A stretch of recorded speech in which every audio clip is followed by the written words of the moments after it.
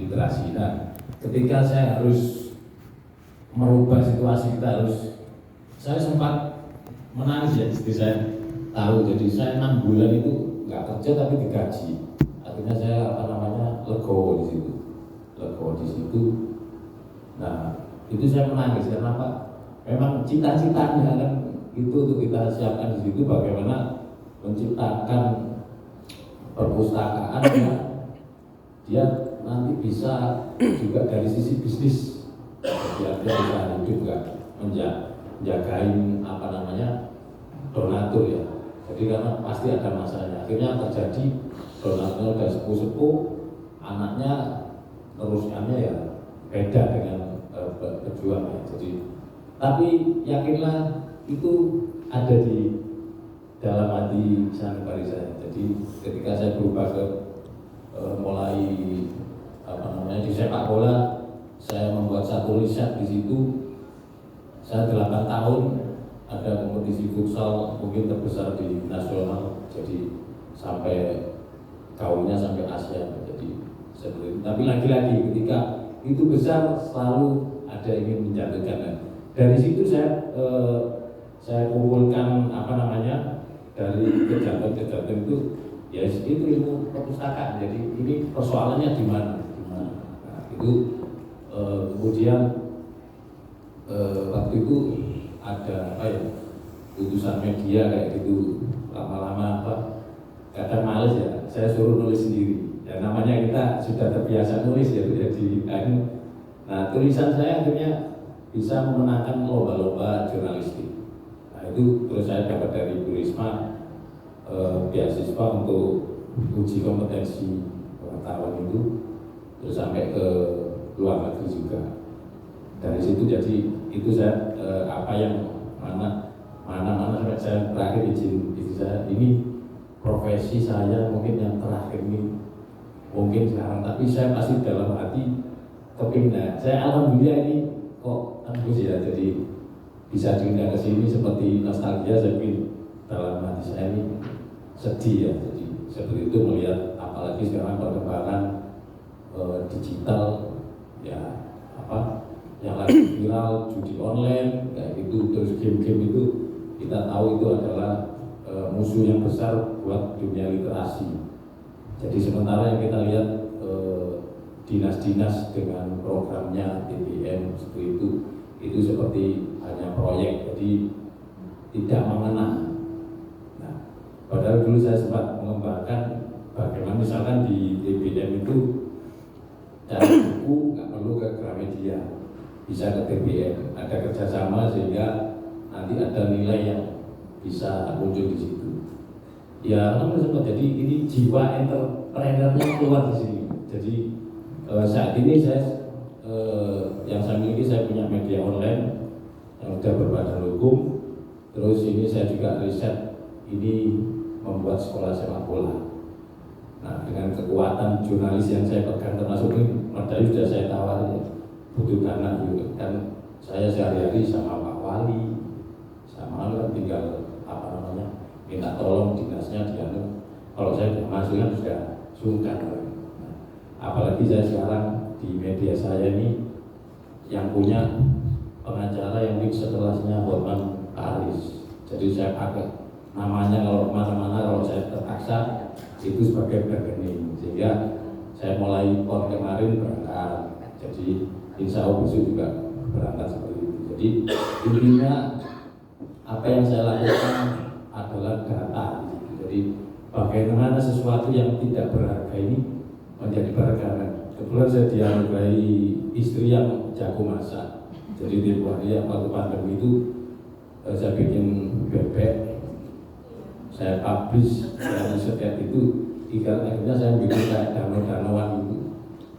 Nah, banyak orang mancing di situ. Nah, terakhir sangat disukai staf presiden. Pak Rabu tanya, ini restorannya di mana? Nggak ada restorannya kan gitu. Jadi seperti itu. Nanti ganti lagi. Jadi itu data-data yang saya pakai menemukan kembali bagaimana sesuatu itu menjadi berharga. Itu kalau di jurnalis ada namanya Fitches ya, Fitches News sama investigasi. Karena investigasi sempat geger karena harus melalui KPI. Karena itu rohnya jurnalis adalah investigasi sama features ini. Ya kalau kita membuat satu karya yang orang akan menyentuh, misalkan kayak National Geographic ada binatang-binatangnya apa itu kan juga berbau-bau pustaka. Jadi ada artikel-artikel yang kita angkat terus kita turun ke data. Jadi nilai yang saya tulis akhirnya mungkin lebih sempurna dari teman-teman jurnalis yang lain, karena saya menggunakan data itu. Kadang klien saya ini saya bikin berita, dia puas di situ tidak hanya mengasih istilah sekedar transport, tapi kadang saya dapat reward ya ini, Mas ini saya ada 3 juta berkegiatan apa ya, ini saya kembalikan ke sekolah bola ini, ada setengah sosialnya gitu, sehingga kemarin saya juga bisa memegang Persebaya U17 kayak gitu. Terus banyak anak-anak yang lahir dari situ yang dia sebetulnya tidak punya pikiran akan ke sana karena tidak mampu. Nah, kita kolaborasikan ini. Jadi selain itu jurnalis ini ternyata juga punya kekuatan tersendiri. Jadi menjadi salah satu pilar negara. Jadi untuk memberikan informasi juga kontrol sosial. Jadi dengan investigasi saya pernah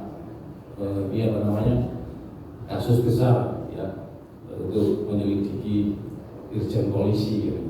Jadi pernah akhirnya berhasil di situ, tapi memang kita harus hati-hati.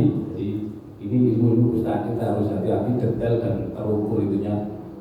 Terus beberapa juga mendorong melahirkan ini kayak artis cilik, atlet, alhamdulillah banyak. Jadi ini saya terinspirasi dari pustaka. Jadi bukan, memang ada teman-teman yang dari fisik kita riset-riset ya ada sih. Ya, tapi dengan yang tadi berdasarkan data ini, sehingga saya dapatnya tidak sekedar uang transport yang gitu. Jadi memberi nilai dari tulisan itu sehingga terukur, enak dibaca katanya seperti itu. Jadi makanya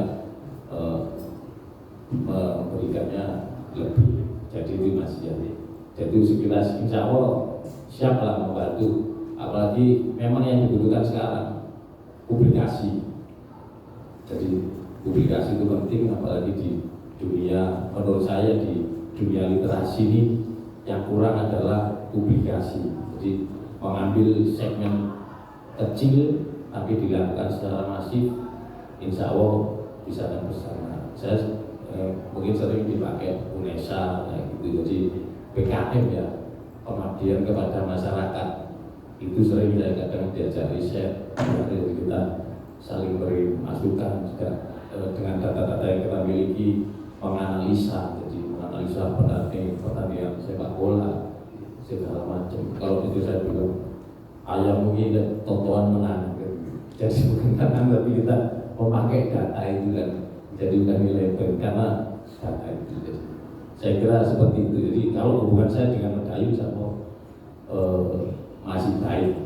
Jadi masih baik. Jadi kadang-kadang mereka yang di sana Mas ini gimana? Jadi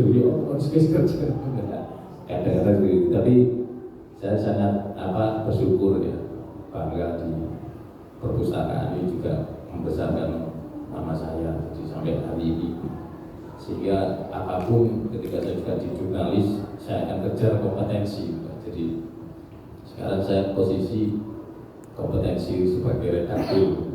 Dan dari tahun depan akan masuk wartawan utama seperti itu. Jadi di puncaknya tertinggi itu bisa memfasilitasi satu perusahaan pers. Saya kira itu jadi banyak lah. Kalau dari kemarin saya WA pas pakai sendiri banyak yang saya lakukan.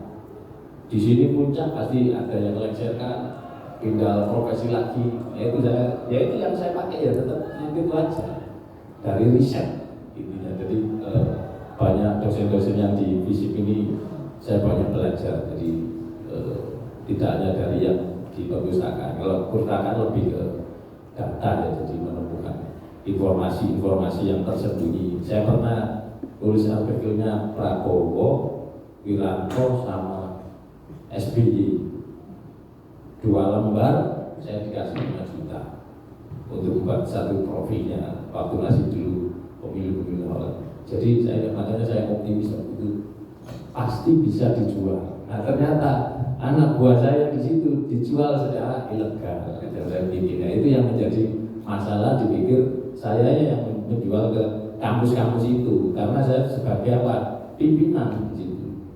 Nah ternyata ini ketika kita telusuri saling terkoneksi supaya enggak ini diciprati yang diciprati tokoh-tokoh di situ. Akhirnya waktu sidang itu ya mau saya di posisi benar, tapi memang kayak orang politik sekarang saya yang dikorbankan, itu aja. Terima kasih. Matur suwun, Mas Harun. Jadi ternyata romantika dinamikanya luar biasa. Jadi Bapak Ibu, ini ada masukan atau tanggapan dari 4 prodi. Yang pertama memakai Pak Darsono, lalu Bu Aziza, lalu Pak Sugeng dan Bu Alia. Monggo Pak Darsono. Permisi Bapak. Prodi Magister Ilmu Politik. Assalamualaikum warahmatullahi wabarakatuh. Terima kasih Pak Omar, Bapak Ibu semua yang hormati. Dengan kurang 20 menit, jadi 4 menit ya. Waktu saya diminta membedah bukunya Pak Bakrian yang ada di Banjarnegara tadi itu melihat tantangan perusahaan ke depan. Nah, tantangan perusahaan era digital itu begitu luar biasa.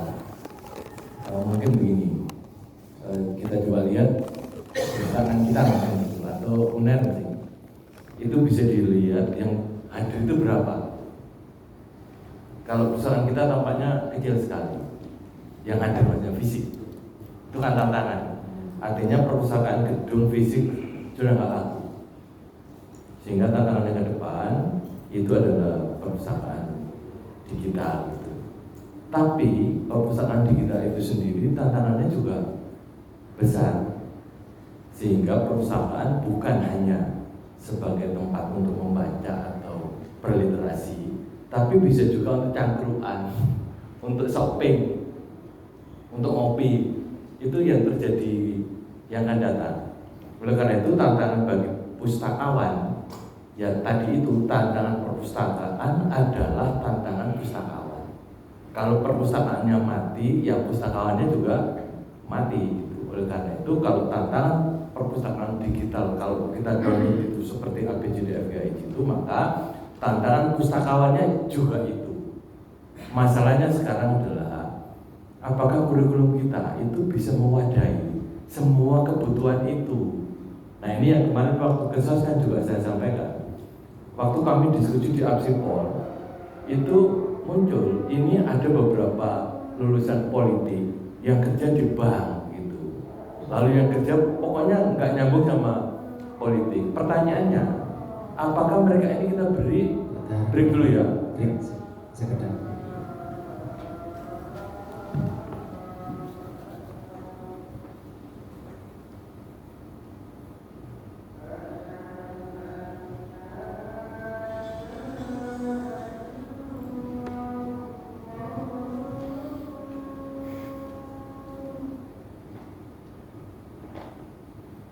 Pak Bambang, ini matinya jam berapa? Katanya 10.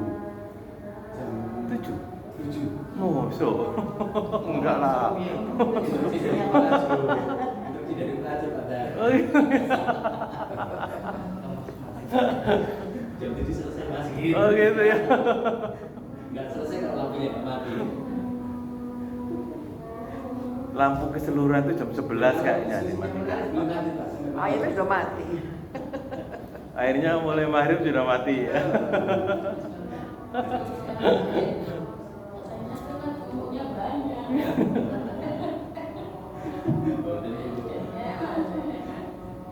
Kalau pejabat kan gitu, yang bisa diprediksi waktu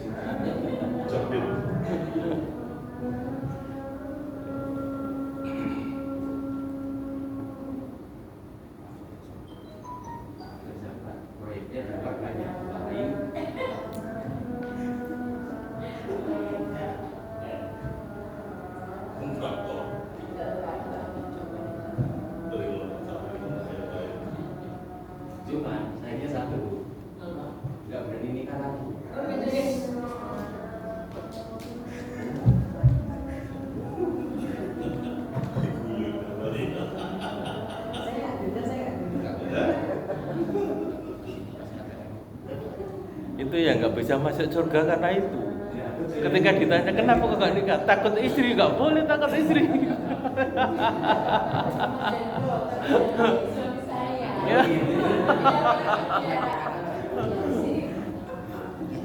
Kenapa kok istri suami? Ya, istri cuma satu.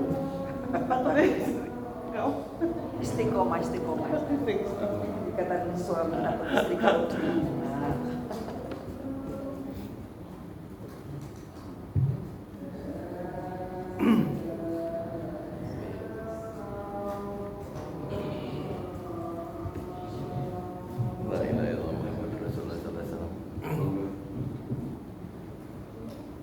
Kalau tergesa-gesa jadi gak jelas ya. Agak lama apa ya?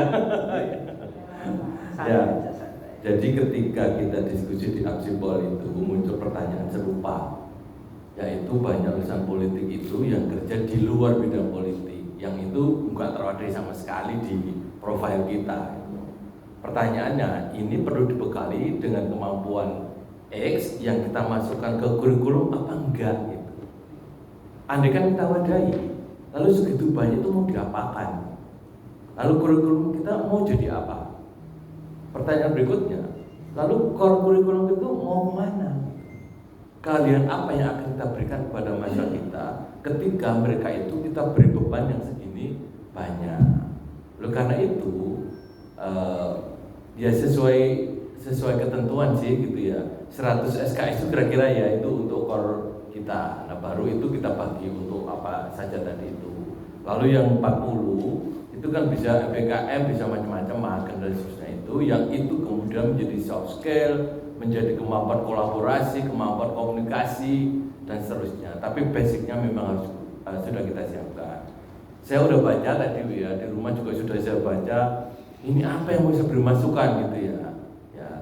Dari sisi mata kuliahnya insya Allah sudah bagus. Cuma dari OBE tadi itu yang mungkin prosedur urutannya yang belum gitu. Memang ini paling nanti saya prediksi OBE itu sebentar udah ganti lagi kayaknya gitu. Iya. Ganti kurikulum. Ya karena ya paling mudah kan ganti kurikulum yang lama aja belum dilaksanakan yang baru sudah dibuat gitu. Tapi sebetulnya kalau saya lihat OBE atau yang lain kayak ini KPK itu sama aja sebetulnya gitu ya. Kita menyiapkan lulusan yang punya kompetensi yang kemudian bisa hidup di luar gitu. Nah, persoalannya memang tantangan di luar itu sekarang menjadi lebih kompleks gitu. Tidak bisa satu jalur saja. Sehingga kalau dulu disiplin perpustakaan ya kerjanya jadi pustakawan, sekarang ternyata tidak gitu. Nah, itu saja sih pertanyaannya. Perkara apa saja yang ada lalu itu kita masukkan ke dalam profil kita, wah ya kacau kurikulum kita menjadi kacau. Jadi menurut saya tadi insya Allah mata kuliahnya sudah saya lihat wah ini udah bagus gitu ya. Mungkin marketing perpustakaan barangkali yang belum ada ya. Jadi perpustakaan itu perlu dimarketingkan. Namanya strategi pemasaran. Ya udah saya lihat ini strategi pemasaran perpustakaan dan informasi gitu ya. Ya udah saya lihat tadi, oh ya ini mungkin marketingnya mungkin di sini. Nggak pakai istilah bahasa Inggris masih. Ya. Karena ya tadi itu perpustakaan ke depan perlu dipasarkan. Ya kayak kampus perlu dipasarkan, dan kampus yang perlu dipasarkan itu bukan hanya kampus PTS seperti kita. UNER itu pemasarannya, masih September itu yang akan datang sudah dipasarkan gitu. Sama aja ternyata. Juga buka kelas jauh, buka kelas kerjasama dan seterusnya. Itu tantangan kita yang ada. Kira-kira itu Bu Kaprodi. Jadi agak panjang. Terima kasih Bapak. Assalamualaikum warahmatullahi wabarakatuh. Terima kasih. Assalamualaikum warahmatullahi wabarakatuh atas waktu yang diberikan kepada saya. Tadi sudah diborong semua oleh Pak Darsono. Saya pikir sudah lengkap semuanya di sana. Mungkin yang paling penting kita perlu raker barangkali ya untuk mata kuliah fakultas, dan itu perlu ada kesepakatan barangkali mana yang perlu dipakai di perpustakaan, mana yang tidak. Itu adalah hak dari ilmu perpustakaan sendiri. Tadi memang sekarang kita kan semua saya pikir bukan lagi apa disampaikan oleh Pak Indro tadi memang berbasis OB. Kami dari sosiologi juga begitu. Jadi semua berbasis OP, tapi memang itu perlu ada semacam untuk menerapkan OP itu seperti apa. Memang ada diskusi-diskusi lebih lanjut lagi barangkali itu untuk menyamakan persepsi. Saya nggak tahu bagaimana Bu Faria di sini untuk aminya, apakah itu sudah menjadi standar kita harus OP atau masih dalam proses seperti itu. Ada dari BPU sudah mengarahkan ke OP seperti itu. Sebagai iya berbasis OP, tapi masih belum ada. Sana sudah bisa, tapi kita belum. Iya. Ya, seperti itu masih belum diterapkan. Tadi sudah sampaikan Pak Darsono, jangan-jangan ganti menteri ganti pola lagi, model lagi seperti itu. Jadi untuk kompetensi dan kelulusan perpustakaan sudah cukup baik dari kurikulum yang disampaikan tadi sudah ada lagi masukan-masukan dari Pak Indro tadi. Mungkin itu saja. Terima kasih. Assalamualaikum warahmatullahi wabarakatuh. Monggo langsung Bu Mbak Alia. Assalamualaikum warahmatullahi wabarakatuh. Selamat malam semuanya. Jadi saya langsung saja. Mungkin untuk overall saya rasa untuk perpustakaan kurikulum sudah cukup baik ya, karena di sini sudah expert. Saya nggak akan mungkin mungkin Bu Yanu dengan Bu Faria juga sudah yang expertnya gitu. Nah, saya cuma mungkin akan memberikan sedikit masukan saran gitu, mungkin terkait sama profil lulusan. Kalau di politik kita kan dibagi menjadi 3 kelompok. Jadi mungkin itu bisa menjadi salah satu acuan mungkin untuk menentukan profil lulusan itu tersebut. Monggo nanti misalnya kalau di politik itu kan kita ada ahli pemerintahan lokal dan manajemen birokrasi, kemudian yang kedua ada ahli penguatan parpol dan pemenangan pemilu, kemudian yang ketiga ahli pemberdayaan masyarakat. Jadi dari situ nanti kita bisa menentukan lagi profil lulusannya itu apa. Nah, mungkin tadi sudah disampaikan sama Pak Prof. Hendro bahwa ada bisa pengelompokan. Nah, itu juga yang dilakukan di politik. Tapi tadi mungkin kalau yang di UNER itu kan lebih lengkap. Jadi Nyon Sewu juga mungkin tadi ini terkait ada bisnis informasi. Di sini bisnis informasi saya juga karena ini kan saya juga mendengar dari perpustakaan. Entah itu bisnis informasi seperti yang dikatakan dari Pak Harun.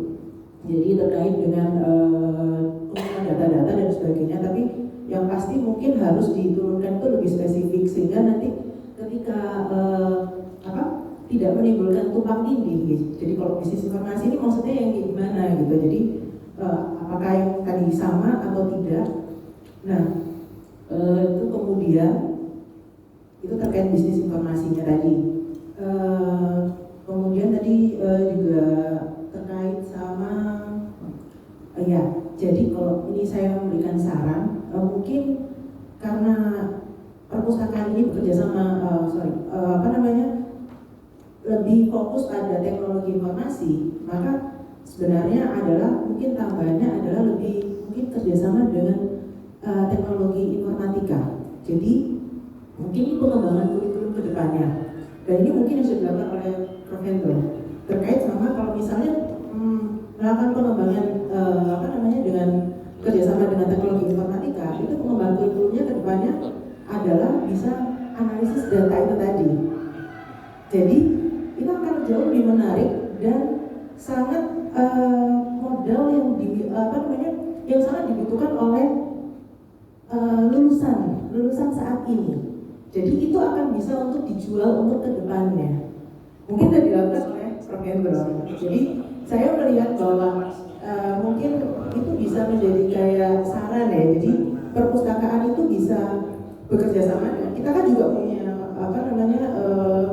prodi informatika.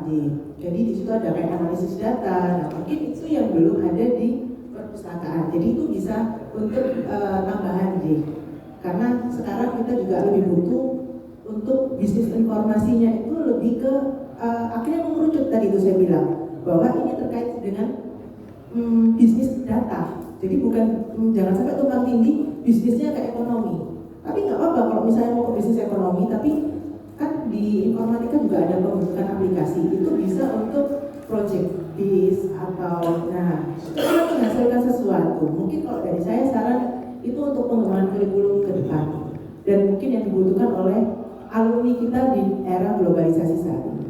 Mungkin itu dari saya. Terima kasih. Wassalamualaikum warahmatullahi wabarakatuh.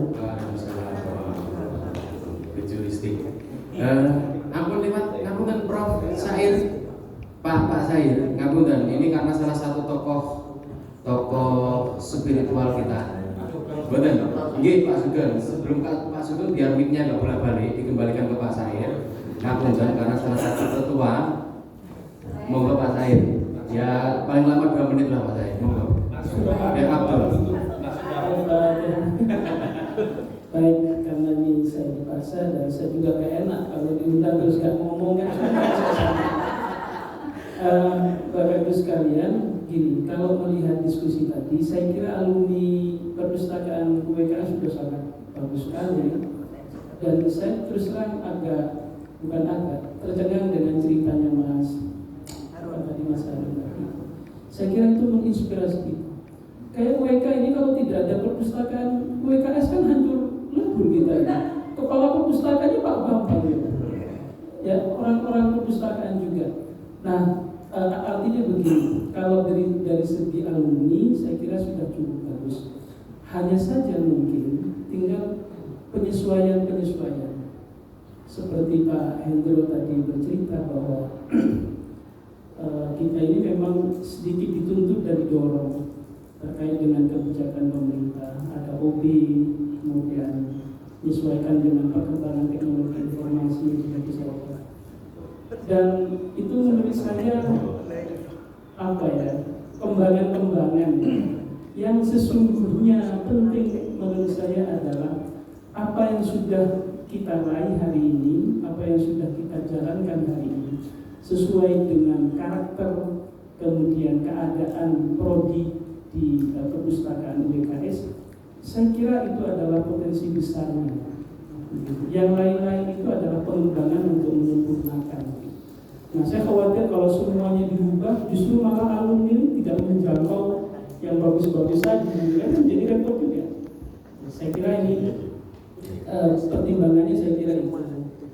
Terus yang lain-lain seperti yang disampaikan Bu Alia atau Mbak Alia ya. Mbak Alia itu futuristik memang ya.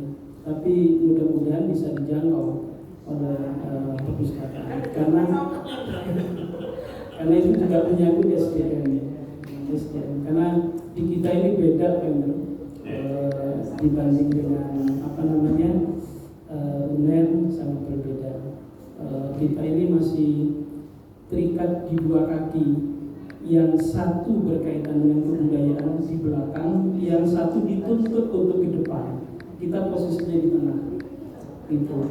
Nah karena itu harus menjadi pertimbangan. Yang kedua adalah apa memungkinkan UNER, FISIP itu mencari satu formula yang sama atau berbeda. Kalau saya mengusulkan berbeda saja, jangan sama persis dengan UNER. Kenapa? Karena nanti kalau sama, penggunanya nanti bisa banyak milih UNER. Harus ada warna yang berbeda, gitu.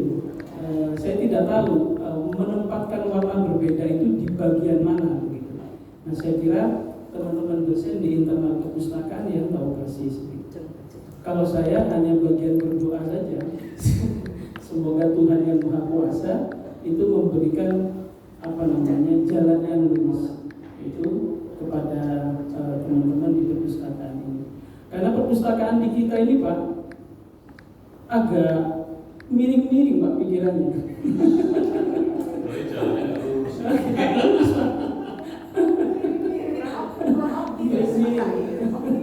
Agak miring-miring.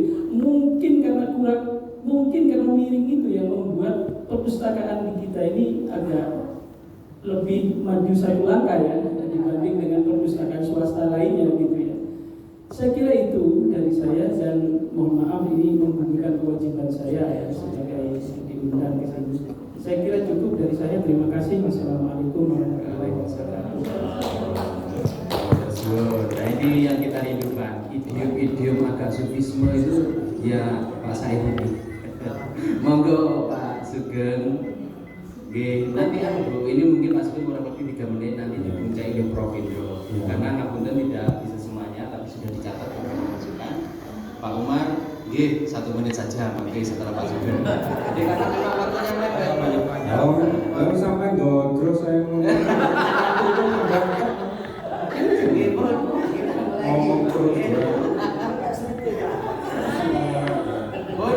Terus Pak Sugeng pun monggo Pak Umar. Kalau closing statement mohon. Monggo. Ya, saya pikir kehancuran perpustakaan sebagai secara fisik itu kan sudah ada beberapa literaturnya yang dulu diawali dari runtuhnya perpustakaan di Alexandria. Kemudian di Amerika Serikat juga pernah ada bangunan perpustakaan yang karena ada persoalan politik juga dirobohkan. Nah hari ini saya pikir runtuhnya perpustakaan itu karena kita memasuki era digital, gitu, sehingga tingkat kehadiran manusia ke perpustakaan itu makin hari makin berkurang, gitu ya. Mau tidak mau maka perpustakaan itu ya harus digital, kan gitu ya Prof ya, tanpa termasuk menggurui, sehingga mata kuliah yang direkonstruksi oleh ilmu perpustakaan Wijaya Kusuma itu juga harus memperhatikan keterampilan di era digital sekarang, sehingga mau tidak mau bukan hanya sekedar tuntutan dan kebutuhan ya, menjadi sebuah keharusan. Saya pikir itu dibandingkan pelajaran Jendelo langsung akan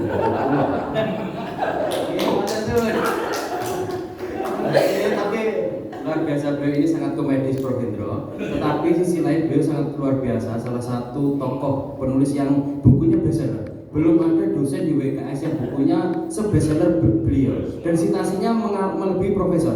Tetapi sisi komedisnya memang luar biasa, selera komedinya ini luar biasa beliau. Kehancuran perpustakaan yang tersinggung lah.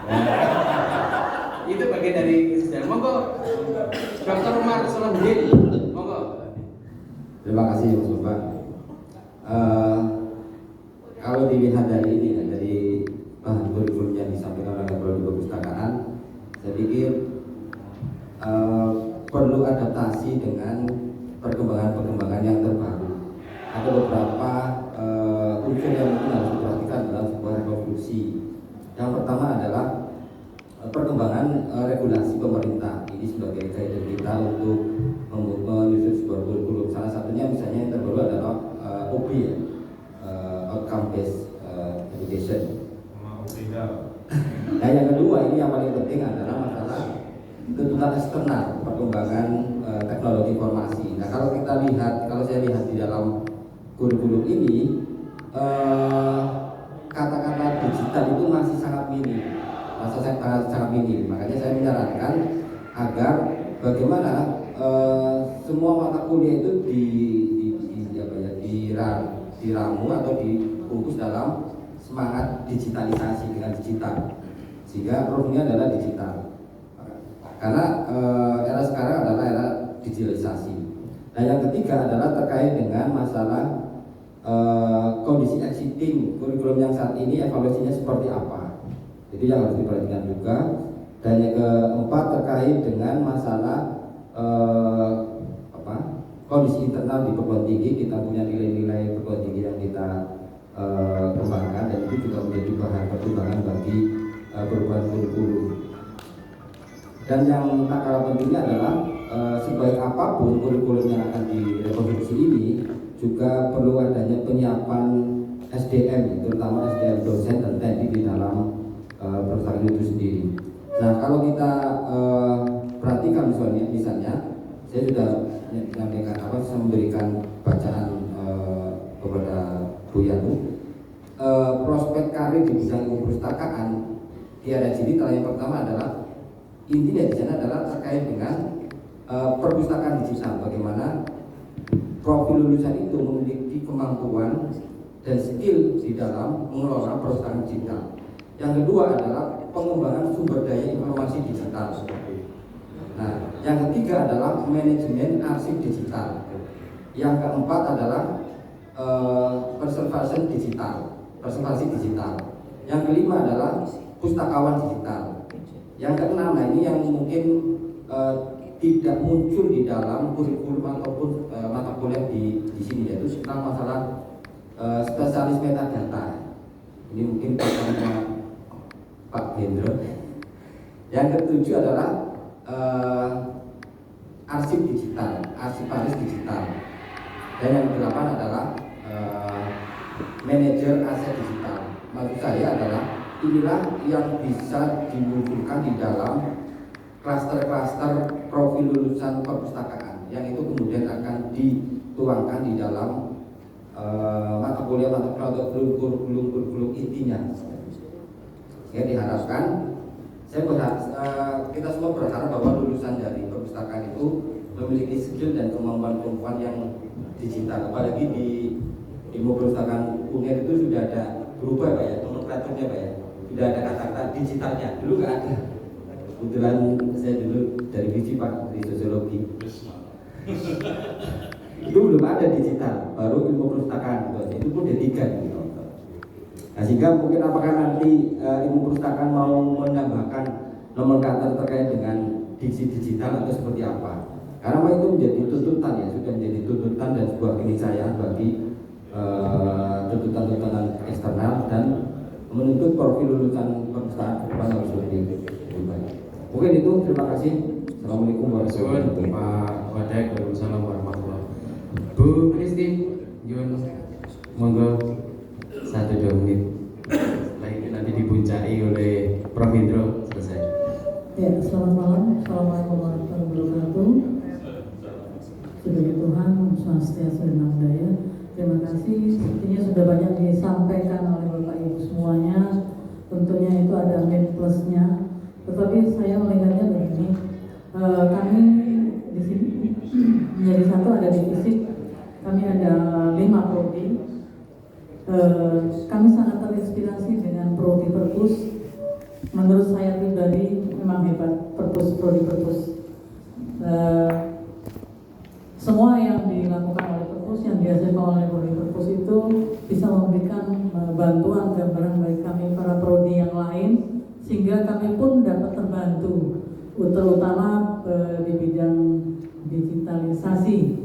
Dan kebetulan saya ada di bidang 2, ini sangat membantu juga, terutama untuk kerjasama dengan beberapa perguruan tinggi atau lembaga pendidikan yang lain. Dengan demikian, kami merasa bahwa kami itu semakin dikenal dengan baik dengan prodi yang lain.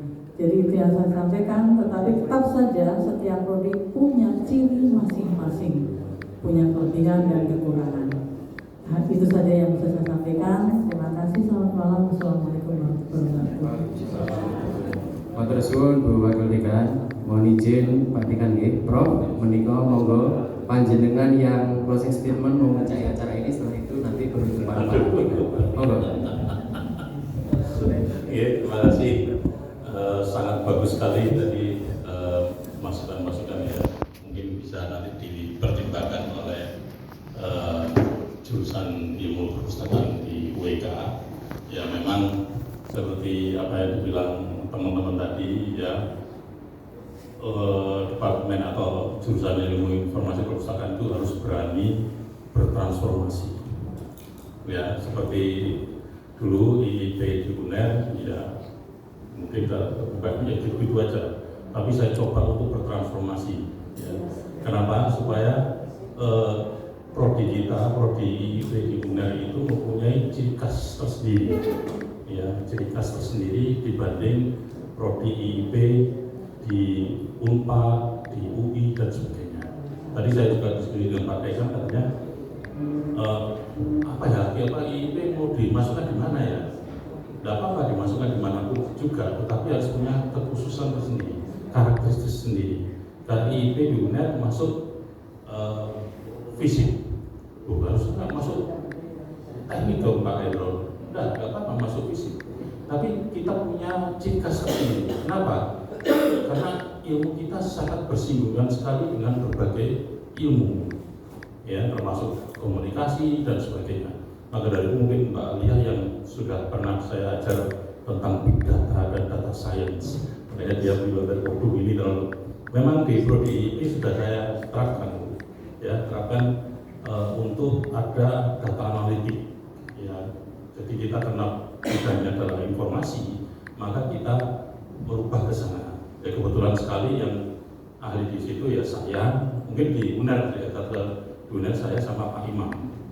Berdua itu disertasinya adalah tentang data science, ya. Jadi pengembangan ke sana. Jadi bagaimana kita menganalitik data, big data yang ada di dalam internet yang segitu luas, ya, yang itu nanti adalah bagian dari pustakawan, ya. Jadi pustakawan, kalau saya melihat pada waktu saya kuliah di Melbourne, ya itu pustakawan itu PDN aja jebol. Sebentar. Ada kebun. Nah, malah tadi. Jadi Melbourne itu pustakawannya, perpustakaannya sudah digital semua itu sudah otomatis. Nah, pustakawannya apa? Nah, supaya tidak ini mereka itu aktif, ya, aktif semuanya. Ya, jadi nanti pelatihan ini pelatihan itu pustakawan semua. Jadi pustakawan itu nanti menguasai semua keilmuan. Yang mengajari tentang statistik itu ya pustakawan, yang ngajari pustakawan. Jadi di perpustakaan itu tidak hanya tinggal diam. Ini saya pernah diskusikan dengan Bu Yani dan Bu Yani alhamdulillah merespon dengan cukup cepat, ya, dan bagus sekali, ya. Pustakawan di sana itu harus ada kayak melakukan pelatihan tentang vivo, tentang statistik, tentang ini dan sebagainya. Direspon sama Bu Yani dan bagus, saya acungi jempol. Itu saya kasih masukan, ya.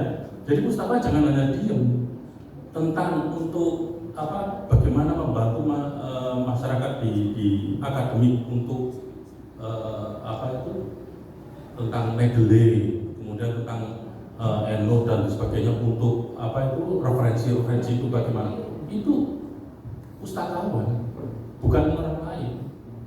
Nah di situ nanti bertransformasi pustakawan itu, bukan hanya apa duduk manis jaga buku terus ada pertanyaan, enggak.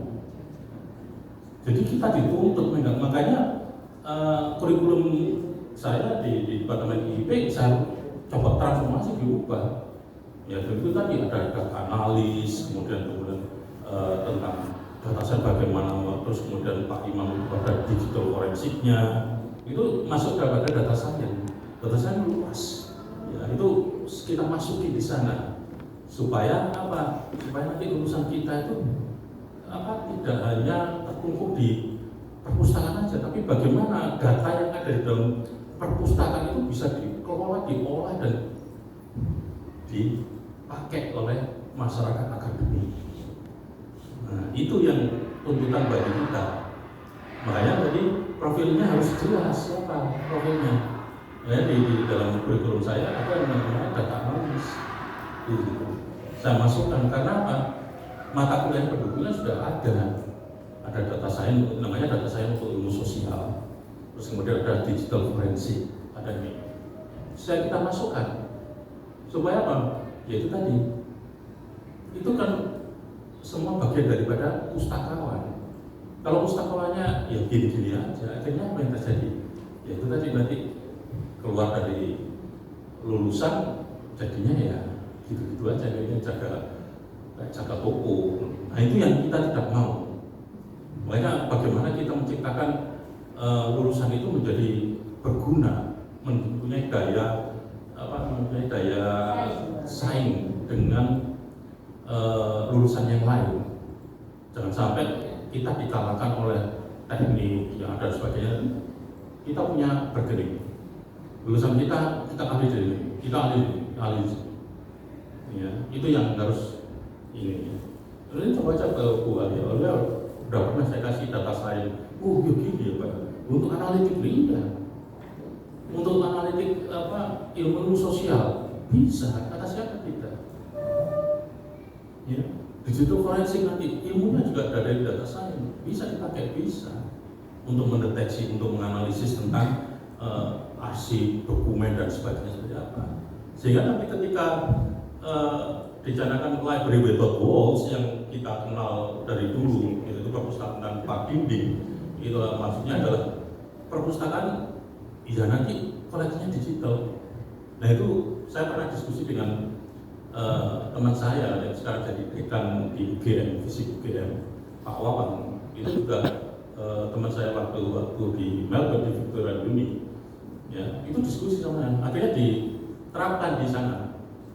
Di perpustakaan fisik UGM itu tanpa ada koleksi. Koleksinya adalah bentuk digital semua. Kalau mau ke sana, mau berkunjung. Ya, perpus itu menjadi tempat yang enak. Gitu. Jadi ada empat lantai, ya, lantai bawah itu ada kafenya. Terus ada tempat untuk nge-gym-nya. Kok sampai gitu Pak? Iya. Jadi ruangan-ruangan cuma berupa ruangan-ruangan. Ada ruangan movie, video, itu teater kecil dan sebagainya. Dan diterapkan sama mereka. Jadi koleksinya berbentuk digital semua. Nggak ada yang berbentuk paper base itu.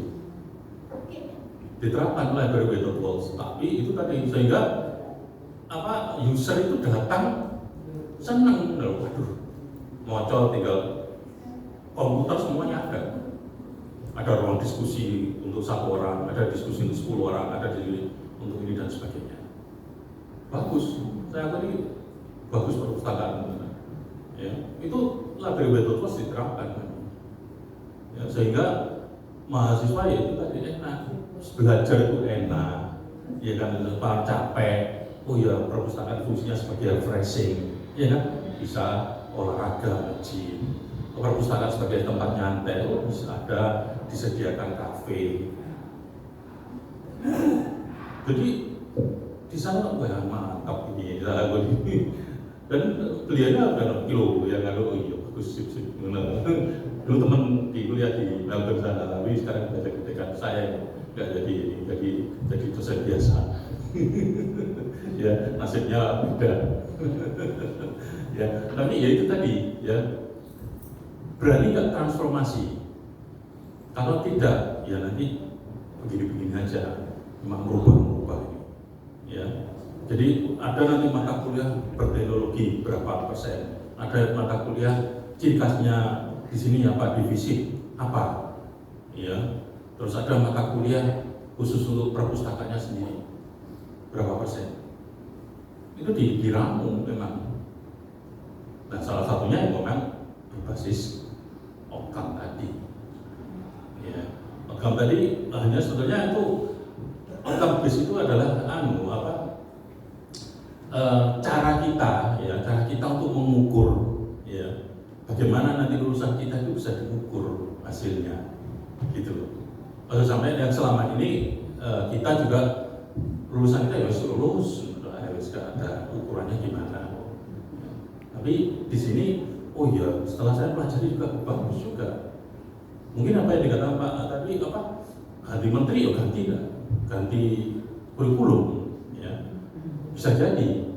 Tapi yang kita ambil positifnya adalah ini ketika saya kaji bagus juga.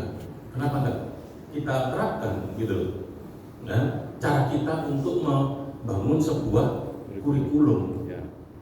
Ya, membangun sebuah kurikulum yang bisa diukur hasilnya nanti, gitu. Ya, jadi memang nggak bisa butuh, waduh ini bulan depan harus dikumpulkan Pak bisa, waduh ini mungkin Pak Dekan butuh tim khusus ya Dekan ya untuk membentuk itu supaya mungkin dikasih waktu memang nggak bisa, dan itu harus bekerja semua, kerja tim ya, nggak bisa. Saya juga nggak bisa kerja sendiri, usah botak tambah botak, ini aja udah botak tambah botak lagi nanti. Ya, ini karena S3 dulu, panas dulu ya, lagi ini tambah botak lagi nanti. Ada yang S3 ya, tapi kalau di Indonesia nggak terlalu lah. Ya, kalau di luar negeri panas, yang dihadapi adalah supervisor, ya selalu nih panas itu. Tiap minggu kok singgal dong. Hidup ini pokoknya banyak itu bahaya. gitu. Jadi itu ya. Kalau mau ya itu tadi mata kuliah coba direvisi kembali. Apakah mata kuliah ini sudah bisa untuk menjadi outcome-nya profil dari ilmu perpustakaan? Kalau enggak, buat apa? Sehingga kayak sia-sia. Ya, makanya kurikulum kita coba ke sana. Ya. Terus kita nanti petakan mana yang dibuat untuk MBKM tadi ya, ada yang dari pertukaran pelajar dan sebagainya, itu udah kita petakan di sana. Itu sebenarnya untuk mempermudah kita.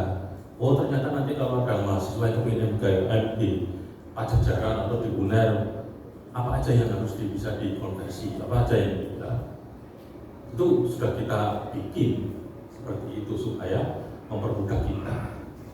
Jadi OBI ini sebenarnya sudah mencakup juga MBKM. Ya itu memang perlu diskusi ya, mungkin tim dari IIP, saya sendiri punya tim ya, dari aku kerja sendiri ya, saya libatkan siapa saja, kemudian bicara di situ. Mata kuliah ini sebenarnya tadi juga menentukan mata kuliah didasarkan pada itu tadi, capaian pembelajarannya apa, materinya apa saja, materi ini apakah bisa mencapai pembelajaran atau tidak. Kalau tidak, buat apa? Akhirnya nggak tercapai, gitu. Nah kalau materi-materi yang ada materi perkuliahan ini, ini bisa mencapai ini, bisa mencapai, nah, itu yang bisa kita lakukan untuk memetakan itu, sehingga terjawab nanti kalau itu mau transformasi lulusannya IIP transformasi menjadi tidak hanya sekedar pustakawan, ini pustakawan yang punya keahlian khusus, monggo.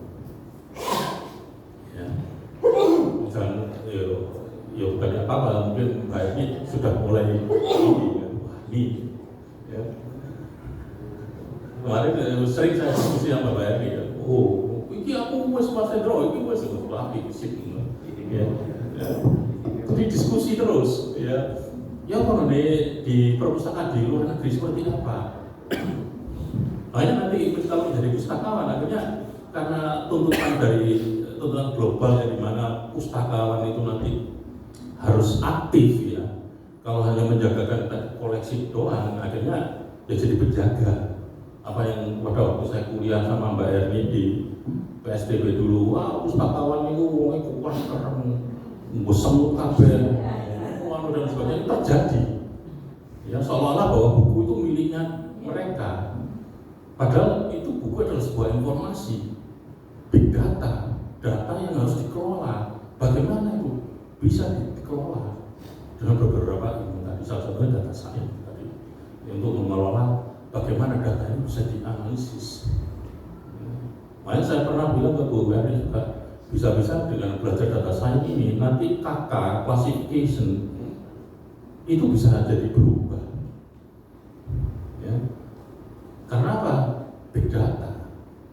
Kita bicara dengan big data yang cukup besar, yang dimana kita bisa menganalisis di situ, ya, dan sebagainya. Nah, termasuk ilmu klinik tadi ya Pak ya. Ilmu klinik primbon itu sebetulnya kalau kita kalau ada belajar tentang big data dan data science, primbon itu sebetulnya salah satunya. Cuma primbon persoalannya tidak direkam dalam bentuk database yang ada di dalam komputer, hanya di otak manusia. Karena primbon itu kan hanya melihat terus kemudian direkam dalam otak manusia. Nah, kalau dulu orang-orang di luar negeri itu direkam di dalam komputer sehingga bisa diprediksi, ya, seperti Anda menggunakan gadget ini diprediksi nanti jam sekian hujan, jam sekian tidak, jadi bisa diprediksi dengan cukup akurasi yang cukup tinggi.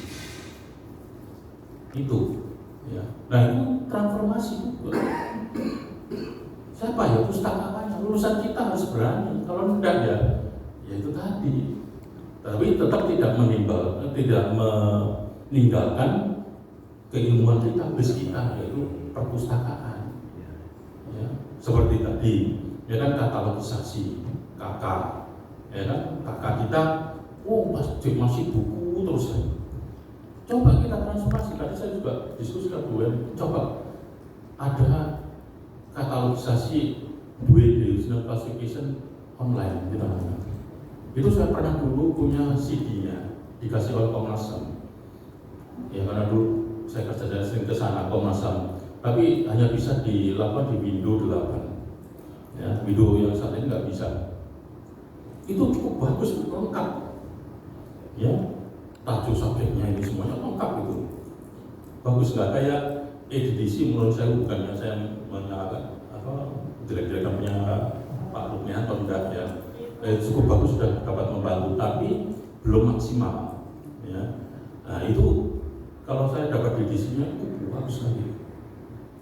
Bisa 4 ini dan bisa memetakan, oh ini nanti nomor ini bagaimana, sesuai dengan ketika kita belajar secara manual. Ada di online juga ada itu, ada. Nah kenapa kita tidak ke sana? Nah itu nanti terkait dengan anggaran Pak Dekan. Nah itu harus dianggarkan.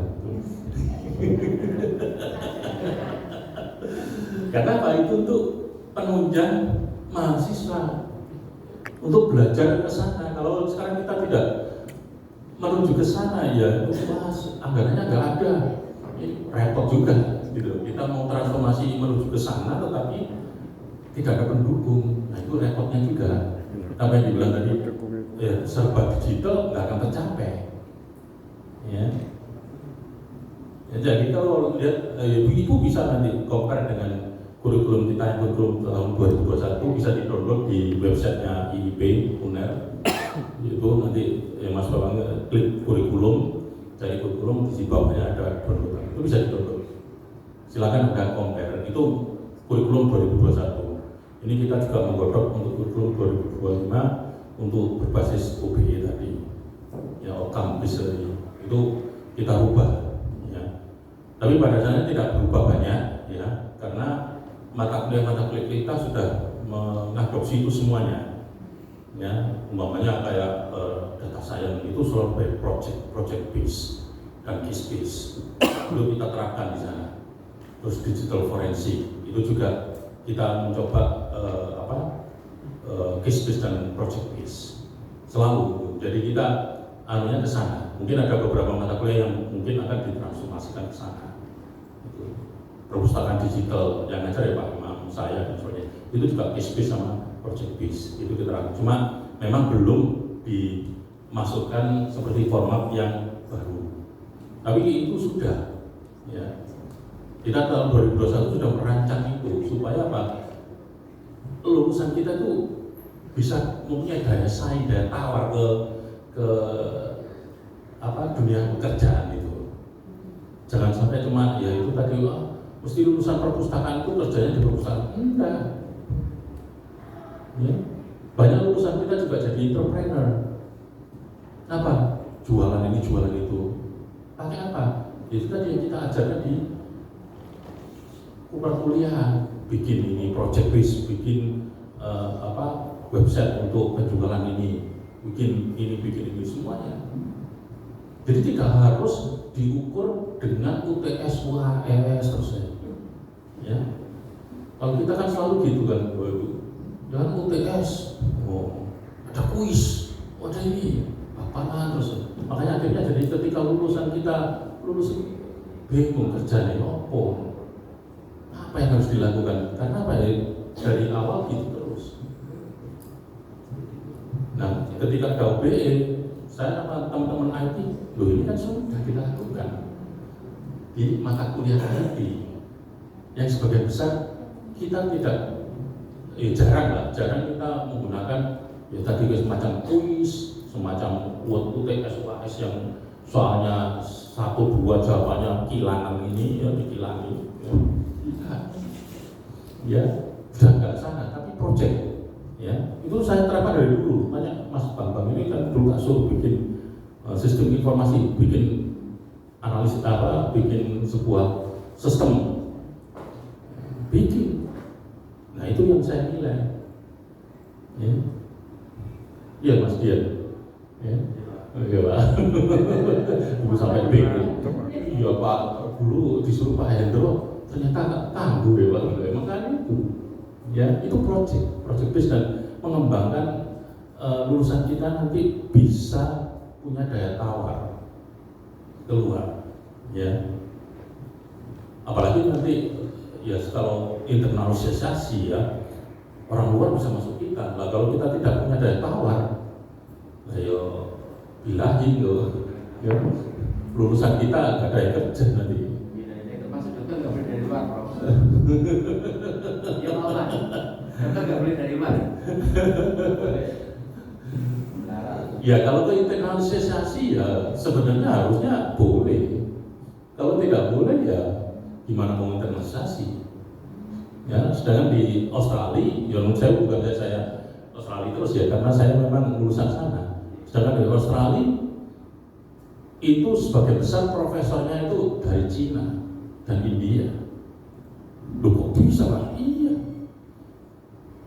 Karena orang-orang sana nggak mau sekolah tinggi-tinggi karena gajinya hampir sama dengan profesor. Jadi tukang aja mobilnya Range Rover, Ranger. Kita dosen mobilnya Thalia. Ya bukannya apa-apa, bukannya kayaknya enggak ya. Tapi memang di sana daya tawarnya cukup tinggi. Dosen mobilnya Bio. Aku tadi ini karena oh ya, semoga. Jadi itu ya, saya pesan saya Bu Astrid sama teman-teman IP UWK harus berani transformasi dan jangan meninggalkan karakteristik IB-nya di fisik Pol UWK.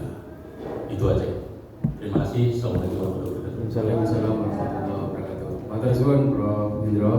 Selanjutnya Pak Dekan, monggo. Jadi Bu Kajur Tirakat, monggo langsung Pak Dekan. Iya. Mungkin tepuk tangan dulu lah kita dulu yang luar biasa dari Pak Hendro. Terima kasih banyak Pak Hendro. Doa kami kiranya gelar profesor itu cepatnya tercapai. Amin. Hanya terima kasih yang bisa kami sampaikan. Kuliah ini sudah mencapai hampir 3 SKS. Terima kasih sekali lagi. Kemudian ke Ibu Henny selaku Kepala Perpustakaan Unair, terima kasih Bu. Dan juga keterbukaannya tadi untuk bekerjasama dengan WKS. Tolong disambut nanti Bu Kaprodi ya. Terima kasih atas keterbukaannya. Sehingga mindset dari para dosen, guru besar itu berubah ya Pak ya. Mereka sangat butuh perpustakaan. Bahkan program yang dilakukan oleh Unikam itu masuk dalam kurikulum beberapa fakultas. Iya, luar biasa. Iya, luar biasa Bu. Terima kasih atas masukannya. Tolong nanti langsung disambut. Demikian juga kepada Ibu Dr. Anda Betty yang sudah memberikan tadi beberapa masukan, nitip alumni kami Bu. Kalau sekiranya ada yang kurang, mohon diberikan masukan kepada kami. Kebaikannya tolong disebarkan ke yang lain, sehingga nanti alumni kami bisa dipakai juga di tempat-tempat yang lain. Terima kasih banyak Bu ya. Kemudian ke Pak Harun ya. Pak Harun, wartawan ini alumni kita ini. Tadi saya lihat gesturnya kayak nyesal gitu. Karena pindah-pindah rombongan kerja ya kan. Padahal sebenarnya itu sebenarnya luar biasa.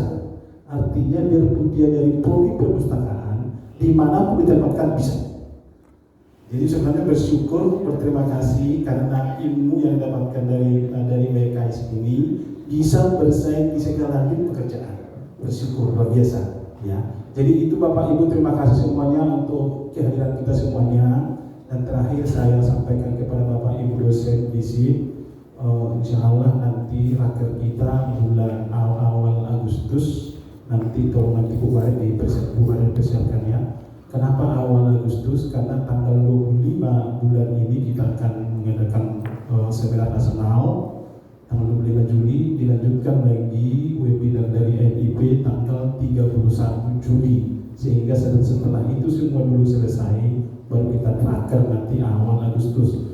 Mohon nanti kepada para Kapolri dan juga para Semprodi untuk persiapkan hal-hal yang akan kita lakukan tracker. Mungkin itu yang bisa saya sampaikan. Terima kasih banyak kepada semuanya Bapak Ibu. Assalamualaikum warahmatullahi wabarakatuh. Matur suwun Pak Dekan, Bapak Ibu hadirin, saya tutup dengan kalimat atau mantra bahasa kebudayaan. Perpustakaan adalah kuil universal sekaligus firdaus agung bagi para cendekia yang merawat akal budi dan kejernihan rohani. Terima kasih. Wassalamualaikum warahmatullahi wabarakatuh. Bapak Ibu mohon izin untuk foto bersama.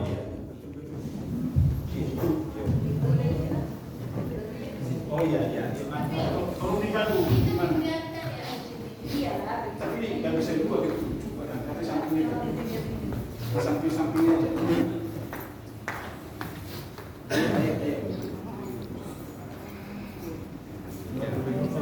Dari siapa gitu ya? Di sini gitu. Jadi kelihatan ini di sini. Ya oke. Siap. Di samping. Oke, baca begini. Waduh, udah lupa dekat sini. Lupa dekat. Ayo merapat. Ayo. Mas, tadi Ayo, biar kelihatan. Enggak, biar Mbak Asing yang nonton. Mungkin agak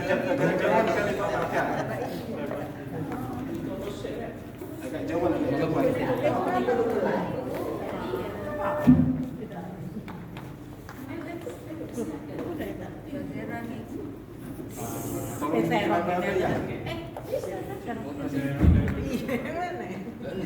dimundurin aja. Enggak apa-apa, Pak Sugeng.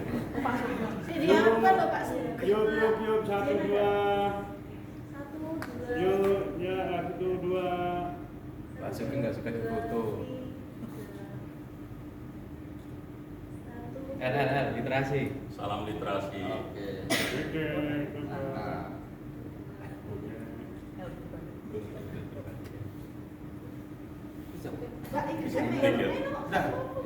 Sing buat ini.